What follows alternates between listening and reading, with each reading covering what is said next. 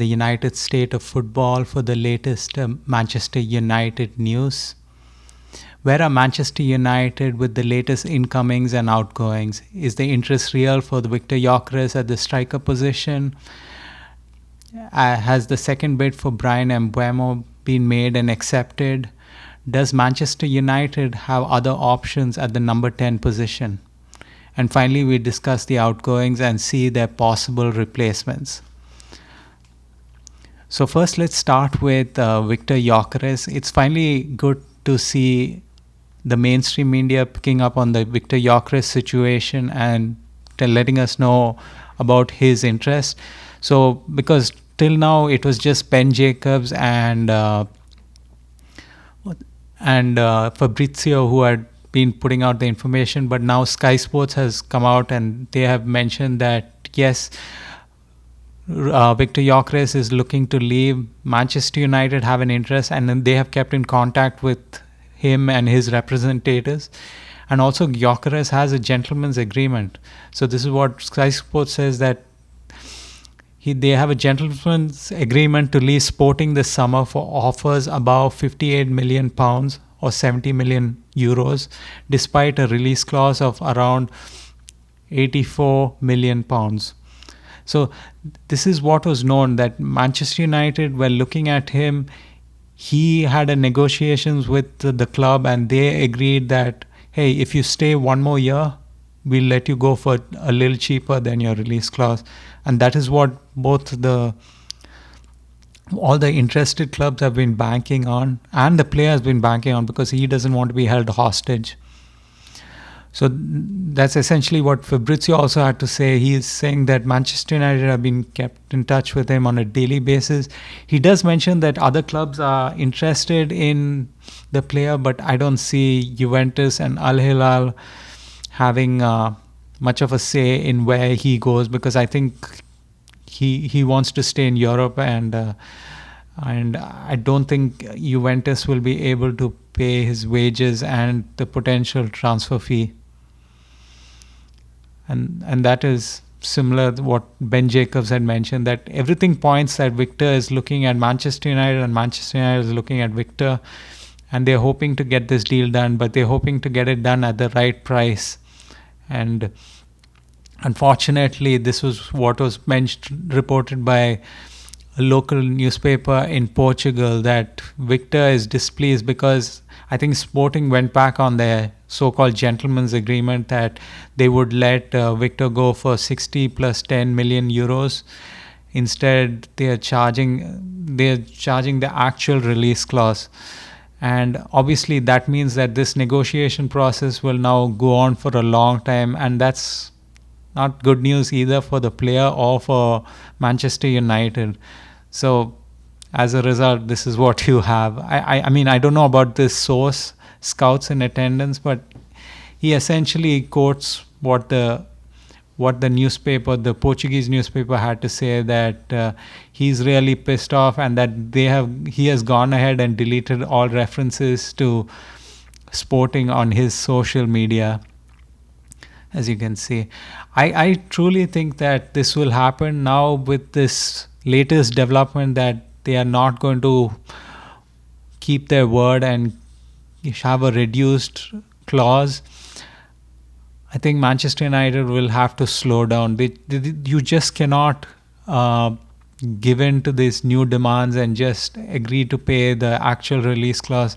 I mean, this is the same thing which Manchester United is doing with Brentford regarding Brian Mbeumo. So I just don't see how just coming in, putting the offer down and then being charged a higher amount and then just without any negotiations just paying it.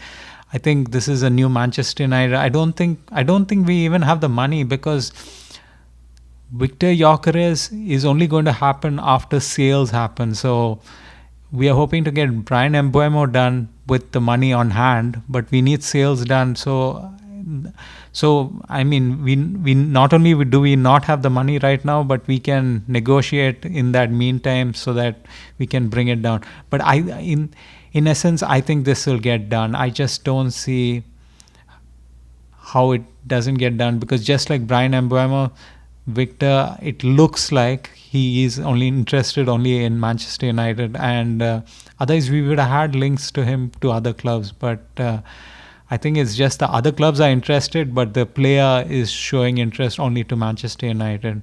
But let's see. Hopefully we'll learn more as soon as the transfer window opens back up on the 16th. So what's the latest on Brian Mbeumo? So this is, I know some rumors had been going about lately, but Sky Sports has come and squashed it as well, that yes, there was an initial bid from Manchester United to Brentford for Brian Mbeumo. That was rejected.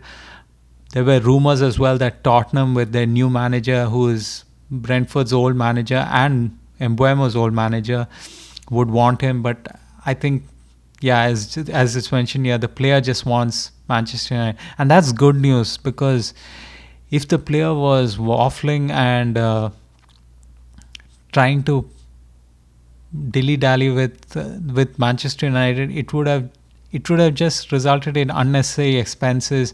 But luckily that's no longer the case, and hopefully these deals can be done as soon as possible, because I'm still in disbelief that there's a possibility that Manchester United could have a starting front three of Matthias Cunha, Brian Mbeumo and Viktor Gyokeres. That is the best possible situation that Manchester United could have dreamed of, and it's possibly happening.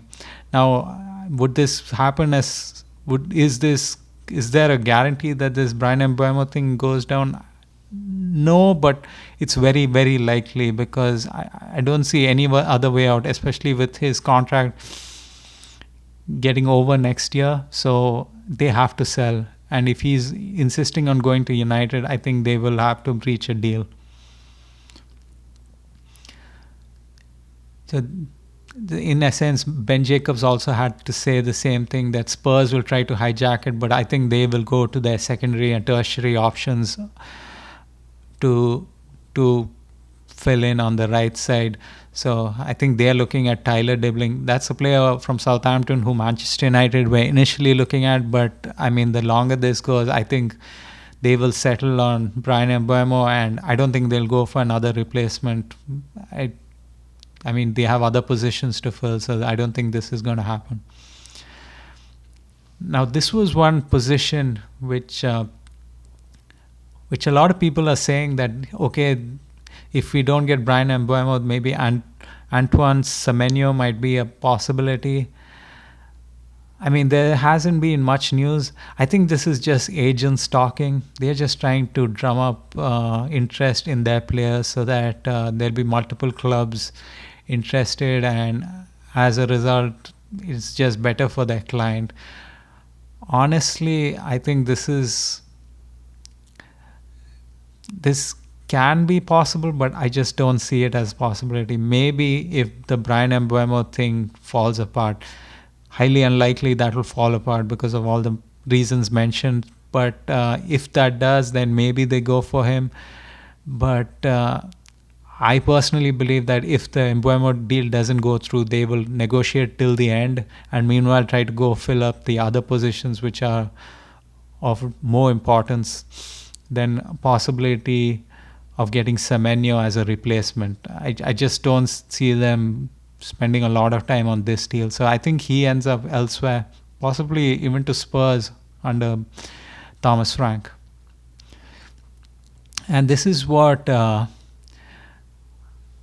Guardian had to say basically about what Manchester United is looking for. And in a sense, it was kind of the same things that we know, but they did make a good point that the club would still like a striker, central midfielder, and possibly goalkeeper to go with the attacking midfield pair.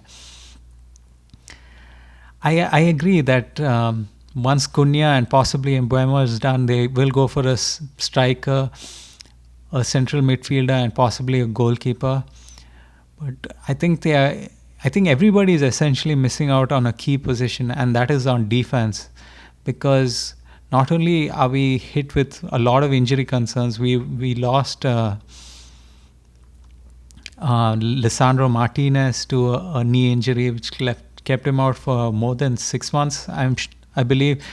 Luke Shaw came back after a long injury wait, and who knows how many games he'll play next season. And then we lost Matthijs de Ligt. He wasn't available for the last few weeks as well because of injury.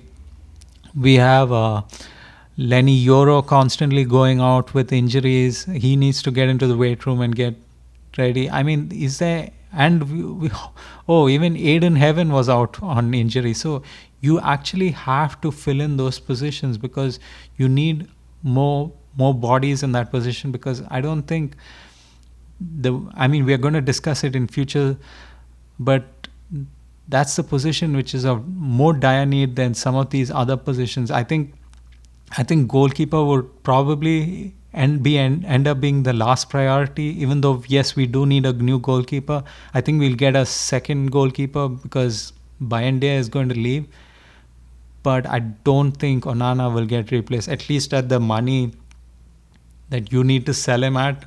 I don't think anybody's paying that unless he's decided he wants to go to Saudi. Then possibly that deal could be made. But other than that, yeah, I just don't see how all these happen and nobody mentions, hey, we need to shore up our defense as well. So this was what we knew what was happening, because they had a standing ovation on the final day of the season. But now it's official. Manchester United released a statement mentioning all the players that are leaving. And this is something that you should notice, that not only are we losing one midfielder, but we are losing two defenders. That is Johnny Evans and Victor Lindelof. Both of those players played a lot for Manchester United this past season. Not a lot, but quite enough that without them, we couldn't field a defense because we had so many players missing. So if you lose two players on defense, you have to get some others. I know we are getting Diego Leon, but he's 18 years old. There's a possibility that he might not even start. He might spend a little time in the academy before he comes back in. So I think the defense is a position which is getting overlooked a lot. Yes, we need to get those 2-10s done. Yes, we need a striker because we don't score goals. So get those 3 done. Agree. Get those done. But then we have to think really hard about whether it's a midfielder or whether it's on another defender, because I would like to get another defender, because there's no guarantee that, because otherwise we would, even Diego Dallo and Mazraoui, my God, I'm just forgetting names, and now I remember that they were injured as well. That is something, that's a scary thing, that we're going into a season with a lot of injury prone players, that we don't have anybody who's fit enough to replace them for the entire season. I mean, if you look at Arsenal, they had Saliba and Gabriel for such a long time. I know Gabriel got injured and missed a few weeks, but before that, they played a lot of games together. And so this is something that Manchester United have to address. But yes, I mean, this team needs a wholesale change, but let's see if they're able to do it everything this summer. There was some news about Rasmus, because if you had seen my earlier video, he did mention that yes, he has a contract till 2030 and there's a likelihood that he's going to stay here and fulfill that contract. I don't know. I think in the background he must realize that yes, they are getting replacements in his positions. Yes, he might stay and he could possibly be a backup. But will he get game time? Should he look elsewhere to possibly get game time? So this was a good, at least news report from Gazzetta, which said that yes, Inter is looking, but Manchester United want a loan plus an obligation for 45 million euros. I don't know. I hope it's possible, but I think they would. I think it might end up being a loan, but if it's a loan with an option, then might as well just keep him, because he's on less wages than most of the players on Manchester United. So if he comes on in the final 10-15 minutes of a game, that's good enough. As he can sit behind Viktor Gyokeres and learn how to play the striker position and basically be ready whenever his time comes, because there's no guarantee that Victor is going to play all 38 games in the Premier League and then possibly all the cup games as well. So I'm not opposed to him staying, but if he has to go, then make sure you get good money for him and don't settle. And this is one which I just wanted to bring back up because, yes, we know that Victor Osimhen rejected Al Hilal. And as I've mentioned earlier in previous videos, Al Hilal is desperate. Like, today is the last day of the transfer window, so they need to get some players. And maybe this was the plan all along, that Victor delays and tries to get them to bet the farm on him and give him everything he wants. Maybe that's the case, but today we'll find out, because if he doesn't go today and then Al Hilal goes for the Club World Cup, I don't think they'll come back. Or maybe they'll come back but on reduced terms. So is that worth it for Victor Osimhen to just delay it for? I don't think so. So either he has made up his mind that he's not going to go to Saudi, or maybe he does stay in Europe, and maybe Manchester United have a chance if the Viktor Gyokeres deal doesn't go through, or you kind of end up getting this Victor for the similar price as the previous Victor. So let's see. Yeah, this was a news item which was mentioned yesterday as well, that Donnarumma has in the last year of his contract, and there's a possibility that he might go to other teams in Europe. I never saw that as a possibility. First of all, you're playing for the European champions. You're playing for PSG, who are owned by Qatar. So not only are you playing great football and you're winning a lot of trophies. They did win the domestic treble, not domestic treble, just the treble with the Champions League. There's no need to go anywhere. Plus, if you have high wage demands, I'm sure PSG can meet it. So I think this was just a made up news by his agent to get PSG to the negotiating table. I mean, the same thing happened there when Luis Campos, their sporting director, was negotiating a new contract. Again, there were rumors linking him to Manchester United. That never happened. He renegotiated, got a new contract, and stayed on. And I think the same thing happened for another player as well, Nuno Mendes, who also got a new contract. So yeah, I think this was never the case. I didn't think he was ever going to leave. So anyway, good luck to him. And then this is one I just want. This has nothing to do with Manchester United, but it does have something to do with Manchester. So Chelsea are getting a player from Strasbourg. I think that's within their ownership structure, where I think they own Strasbourg and they also own Chelsea. I forget what the ownership structure is. I think it's Clear Lake. But look at this. The Strasbourg is selling a player to Chelsea, and they have done it just in time for the Club World Cup. But when Manchester United wanted a player from Nice, which was another club which was owned by Ineos, we were not able to do that. They prevented that because we wanted to get, I think it was Todibo, and we wanted him badly, but they wouldn't let them make that transaction. So I don't know what's the difference here. Is that because Nice and Manchester United were playing in Europa League and that's why they couldn't do it? And in this case, Strasbourg is not in the Club World Cup. Maybe, possibly that's the reason. But I thought this is not fair. I mean, how come we were not given this leeway, but Chelsea somehow managed to get it done? So I just felt I had to mention it, because what is the use? Can we use Nice as our farming system, where we can send players, and I guess we can buy players and send them out on loan to Nice and then bring them back? But what about Nice just buying players and selling them to us? Maybe more details have to come out to know how this works. But yeah, I was pretty pissed when that didn't happen last year.